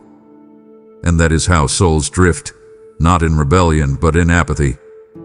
I do not warn you to control you, I warn you to keep you alive. I see the traps before you, the detours that look harmless but lead to heartbreak. I see the people who appear kind but are sent to drain your spirit. I see the paths that promise pleasure but end in pain. When I speak, it is never to rob you of joy, it's to preserve it. I've seen what's coming, and I've already prepared the way out. But when you ignore my instructions, you walk into battles you were never meant to fight. You take burdens I never asked you to carry. You get entangled in consequences I was trying to help you avoid. My heart breaks when I see you suffering in places I tried to warn you about, not because you disappointed me, but because I love you too deeply to see you in pain. You keep praying for me to speak louder, but I need you to listen closer.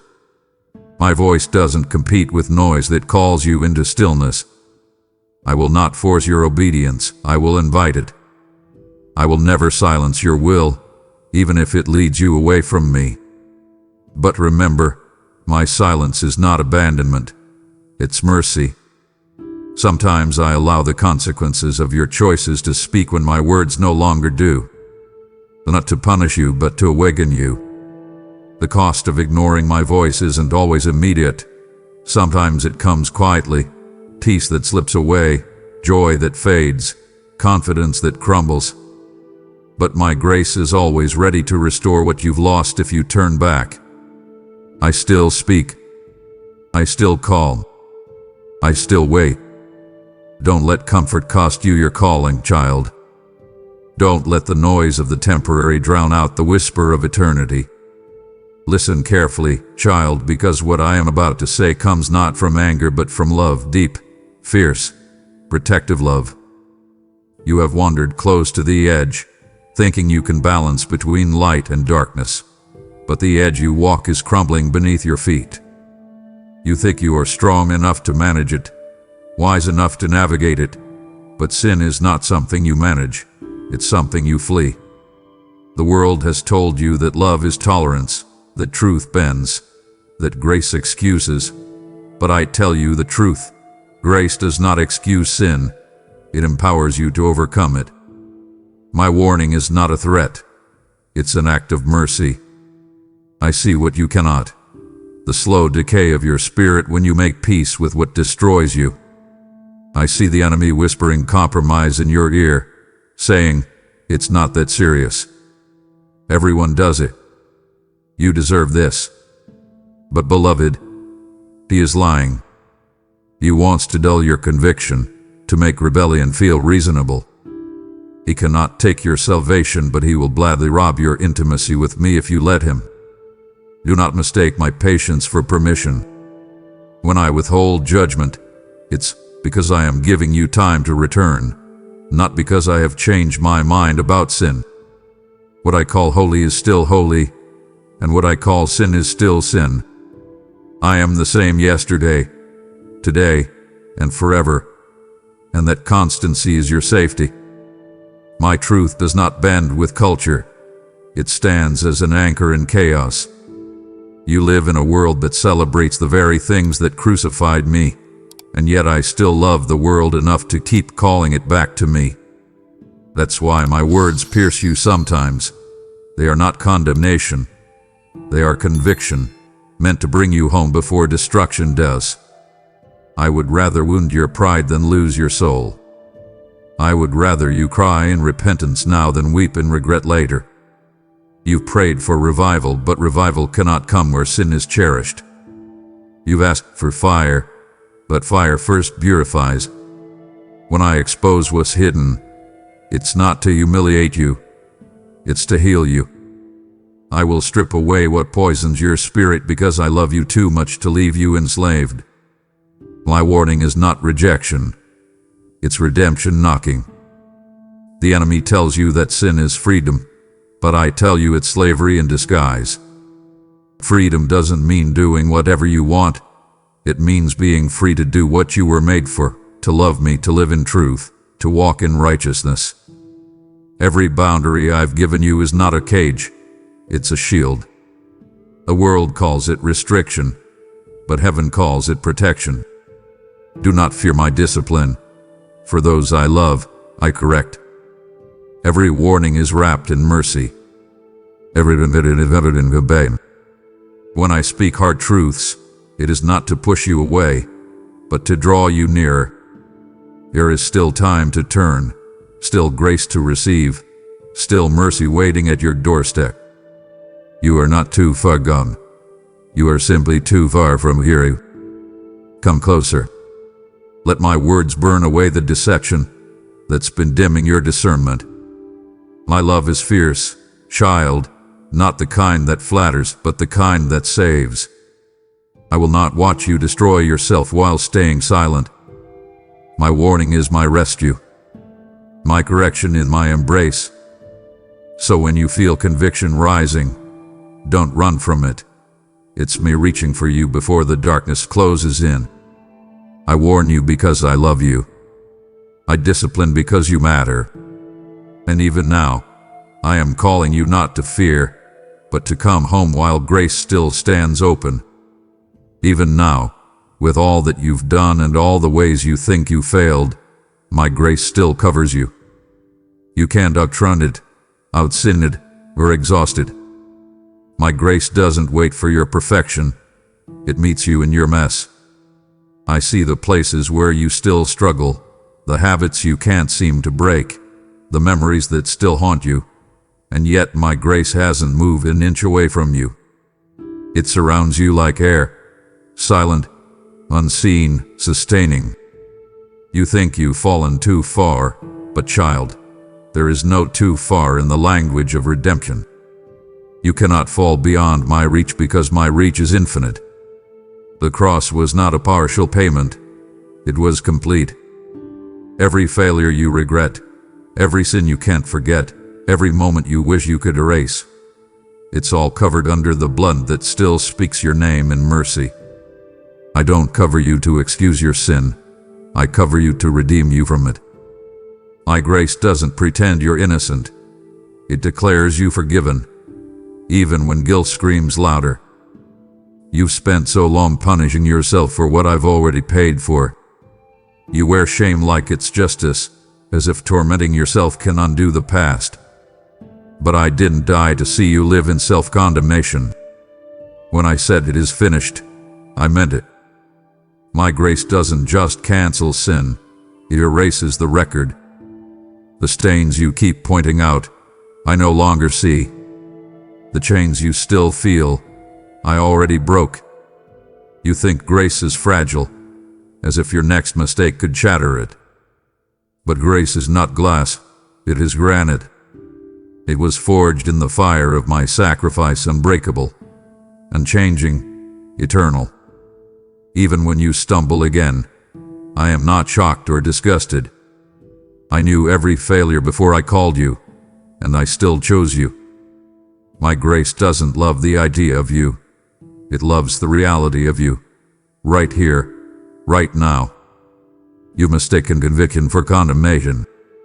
When I convict, it's not to shame you but to steer you.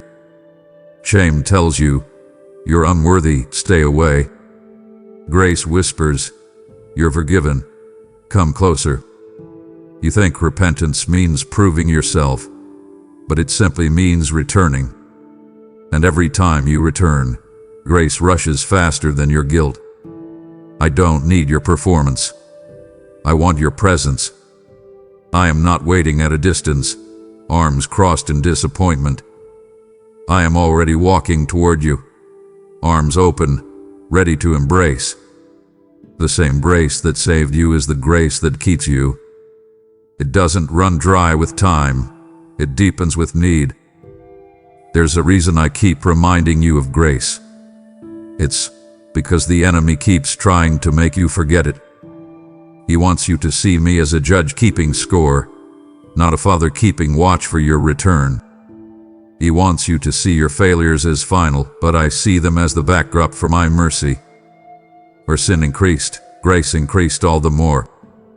It's not permission to keep sinning, it's power to stop. My grace is your freedom, not your excuse. The more you receive it, the more sin loses its grip. The more you trust it, the more you walk in victory instead of shame. You don't have to beg me to forgive you. I already have. You don't have to earn my favor. You already have it. You don't have to prove your love to me. I already see it flickering beneath your fear. My grace is not a distant promise. It's your present reality. You are still covered. You are still chosen. You are still mine. So lift your hand, beloved. The same grace that found you is the grace that will finish what it started. You keep calling yourself weak, but if only you could see what I see in you, you'd never say that again. You think strength is measured by how steady you stand, but true strength is revealed in how many times you've fallen and still risen. Every time you whispered, I can't, and yet took one more step, that was strength. Every tear you've cried while still believing I was good, that was strength. Every time you showed kindness when bitterness felt easier, forgiveness when revenge tempted you, faith when fear screamed louder, that was strength. You've been stronger than you know, because you've never been alone. My strength has been intertwined with yours, carrying you when you thought you were crawling on empty. You call it survival, I call it victory. You call it endurance, I call it divine resilience. You've been walking in my strength all along, even when you thought you were just barely holding on. The world tells you strength means independence, self-sufficiency, control. But my strength begins where yours ends. It's not found in striving but in surrender. When Paul said, "When I am weak, then I am strong," he wasn't romanticizing pain, he was describing partnership. The moment you stop pretending to have it all together and admit your need, my power floods in. You want to feel powerful, but I want you to be peaceful.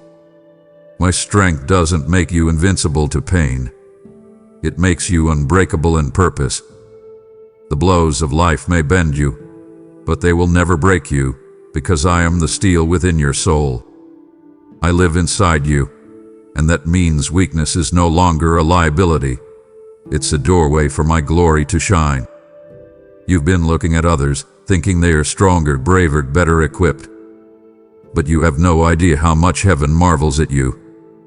The angels saw when you praised through pain, when you kept going after loss, when you trusted me though you didn't understand. That's strength. The enemy hoped your suffering would silence you, but instead, it birthed depth in you. What was meant to crush you became the weight that grew your wings. Every time you rise again, you remind hell that it lost. You are proof that my spirit within you is greater than anything against you. You may not feel strong right now. You may feel tired, drained, stretched beyond your limit. But hear me. Your limit is not the end. It's the beginning of my power. My strength is not given before the storm. It's revealed in it. You won't see it when the path is clear.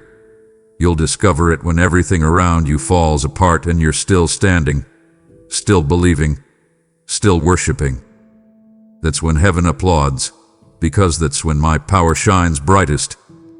You think you're barely making it, but you are moving mountains just by not quitting.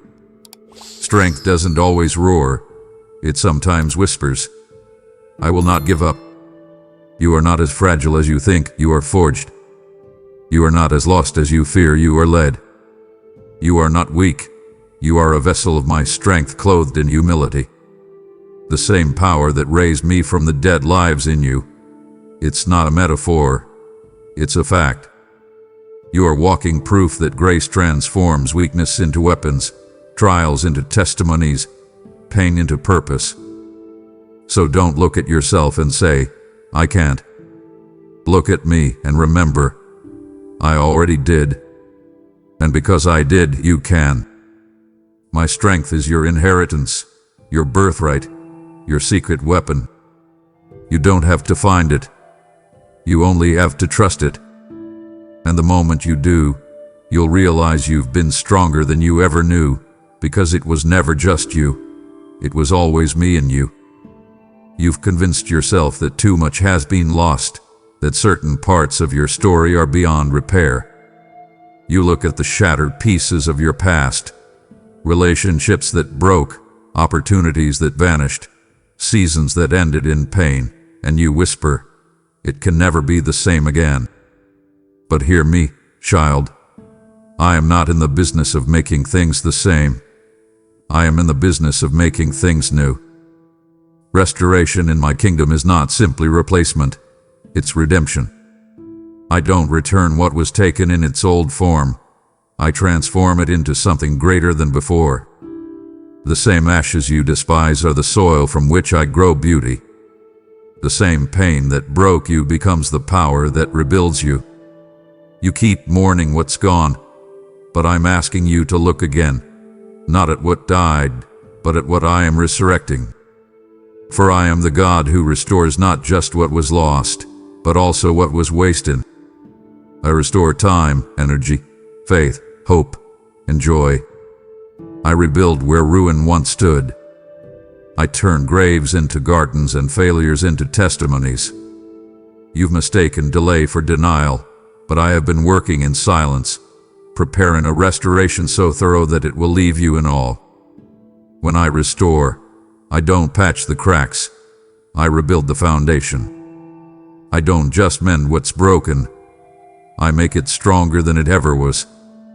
You thought the story ended when everything fell apart, but that was only the turning point where my glory begins to unfold. I am the author, and no chapter of your life will end in destruction as long as my name is written in your story. Even the pages soaked in tears are sacred to me. I am writing resurrection into the places you've buried with despair. You've prayed for me to give you back what you lost, but I'm preparing to give you back more than you asked for. Pressed down, shaken together, running over. You've been counting what's gone, but heaven hath been multiplying what's coming. You say, "But Lord, I can't see how this could ever be restored." Of course you can't. If you could, it wouldn't require faith. Restoration is not about what you can predict. It's about what I can perform. I don't need the pieces you think are missing. I can create out of nothing. The same voice that spoke light into darkness still speaks over your life. And I am speaking now. Behold, I make all things new. The pain that once defined you will become the place of your testimony. The years that felt stolen will be redeemed in a single moment of my favor. You will look back and see that nothing was wasted, not even the tears. Every disappointment became preparation. Every loss made room for greater glory. So stop mourning what can never return and start expecting what's about to begin. Your restoration will not look like the past. It will outshine it. You will laugh again where you once wept. You will build again where you once broke. You will love again where you once lost. I will restore not only what was taken, but also what you never thought you could have. I am the restorer of time, the rebuilder of ruins, the lifter of those who sit in ashes. You may not see it yet, but the story is already turning. The restoration I promise is not someday. It's already in motion. You feel it, don't you? That stirring in your spirit that something is changing, not just in your life, but in the world around you. Time feels different now. The air feels heavy with purpose. The clock of eternity is ticking louder, and I am calling my people to awaken before the final moments slip away. This is not the time to drift, delay, or distract yourself with lesser things. This is the hour of decision, the moment of awakening, the season where complacency will cost more than you can afford. You said later too many times, but later is running out. The enemy is not sleeping, and neither can you. I am calling you, not with fear, but with urgency born of love. For the days ahead require hearts that are fully mine, not half surrendered, not lukewarm, not tangled in the noise of the world. You were chosen to live in this generation for a reason. You carry light that this dark hour desperately needs. But you cannot shine while divided between me and the world. You must choose. Now, you think you have time, but every delay hardens the heart a little more. Every distraction dulls the sensitivity of your spirit. Every compromise takes you a step further from clarity. I am not speaking to scare you. I am pleading with you to awaken. The spiritual battle is not coming. It is already here. The enemy is fighting not for your possessions, but for your attention, your devotion, your obedience. He doesn't need to destroy you if he can distract you. That's why the urgency you feel in your heart is not anxiety. It's my spirit shaking you awake before it's too late. The call to repentance, to holiness, to deeper intimacy is not optional in this hour. It's essential. You can no longer live half in my presence and half in the world. It's time to return with your whole heart, to burn with the same fire that once consumed you, to walk in the authority I've given you. You were not born into this time by accident. You were placed here on purpose, with purpose.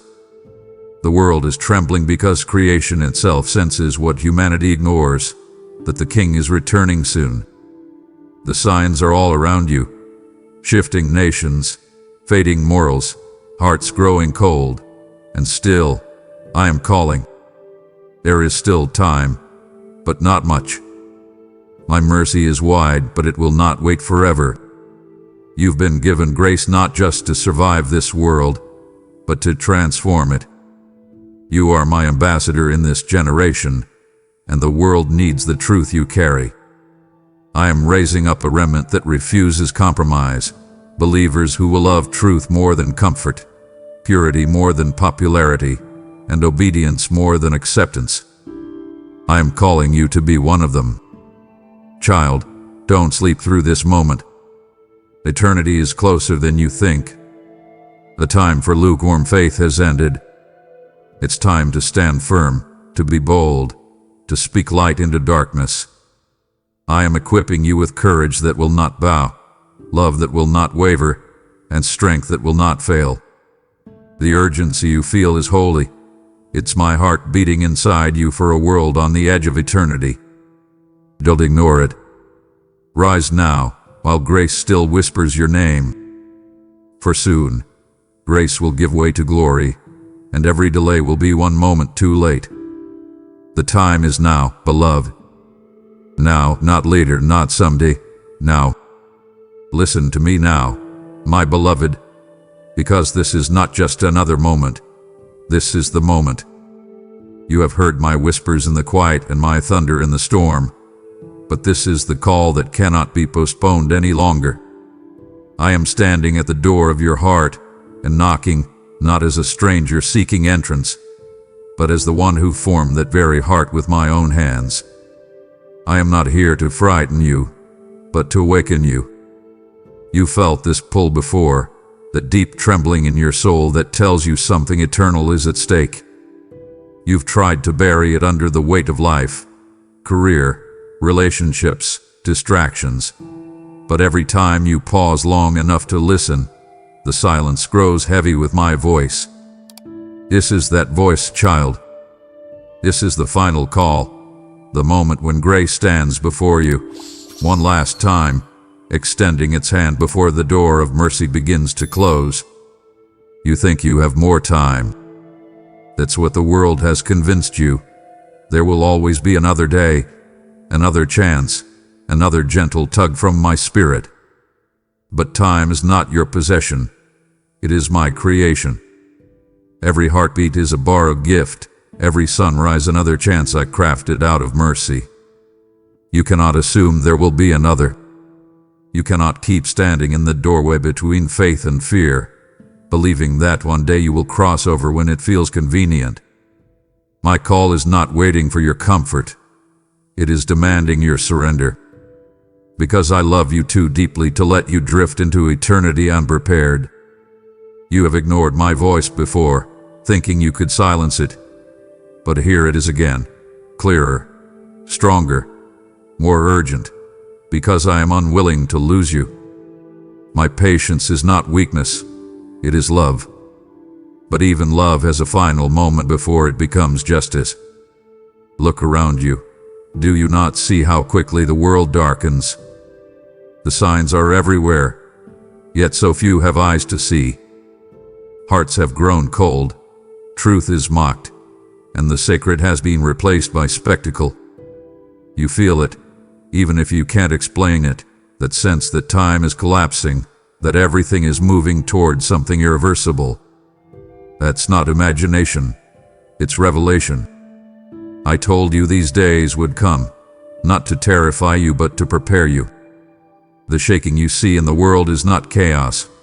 It is my mercy shaking what can no longer stand, calling my children home before the final trumpet sounds. Do not let the noise deceive you. My coming will not be delayed forever. The call of eternity is echoing louder now, and I am calling your name through it. You have stood at this crossroads long enough. You know what I'm asking of you. It's not a mystery. I'm asking for everything, your heart, your will, your habits, your hidden places. I want all of it because I gave all of myself for you. You can't follow me halfway. You can't keep one foot in the world and one in the kingdom. The lukewarm heart will not survive what's coming, because it is neither cold enough to recognize its need nor hot enough to stand in the fire of truth. I'm calling you to decide, not tomorrow, not someday, now. Heaven waits for your yes. The angels lean in when one soul turns, and right now, they are watching for yours. Do you remember the first time you felt me? The peace that washed over you, the warmth that filled your heart, the clarity that made you believe anything was possible. That wasn't imagination. That was the beginning of life itself touching your spirit. And that life is still waiting for you. You don't need to fix yourself before you come. You only need to come. Bring me your sins, your doubts, your fears, your failures, and lay them down. I am not here to condemn you. I already carried your condemnation on the cross. I am not here to shame you. I bore your shame so you could walk free. I am here to bring you home, to restore the intimacy you were created for, to pull you out of the storm and into my everlasting peace. But you must open the door. You must answer. My voice will not always wait outside unanswered. I am speaking this now because I know how easily you forget, how quickly the noise of life steals your attention. But this moment, right here, is not ordinary. It is sacred. The veil between heaven and earth is thin. Grace stands before you, not as an abstract idea, but as a person, me, your Redeemer, your Savior, your God. I am closer than your breath, waiting for your whisper of surrender. I don't need eloquent prayers or grand gestures. I just need your heart to say yes. Every second you hesitate, eternity watches. Every heartbeat is another chance, but one day, the heart stops, and the chance ends. That's why I am pleading with you, not because I am angry, but because I love you too fiercely to stay silent. This is your moment, beloved. The world offers you everything temporary, but I offer you forever. You can choose the noise or the stillness, the temporary or the eternal, the fleeting or the forever. My arms are open, the door is still unlatched, the light is still shining. Don't let this call pass you by. I am calling you home, one last time, not as a distant God, but as the one who died to bring you near. Hear me now. Open the door. Let me in. Not later. Not tomorrow. Now, while grace still whispers your name. Amen.